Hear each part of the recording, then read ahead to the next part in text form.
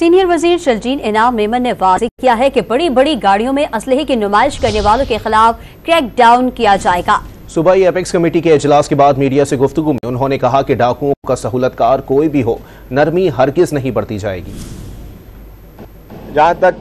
कच्चे के डाकुओं की सहूलतकारों की बात की, कल सदर पाकिस्तान मोहतरम आसिफ अली जरदारी साहब ने क्लियरली कैटेगोरिकली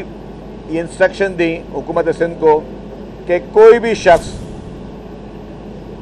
शख्स हो जो किसी भी डाकुओं को का सहूलतकार हो, उसको चाहे पैट्रोनाइज करने वाला हो, चाहे उनकी मदद करने वाला हो, चाहे उनको किसी भी किस्म की सहूलतकारी करने वाला हो,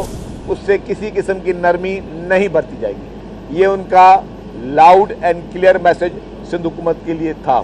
तो सिंध हुकूमत की जानिब से भी ज़ीरो टॉलरेंस पॉलिसी है कि कोई भी शख्स हो, चाहे कितना भी बाअसर क्यों ना हो, अगर वो किसी भी क्रिमिनल की पैट्रोनेज करेगा तो उस शख्स के साथ क्रिमिनल जैसा बर्ताव किया जाएगा।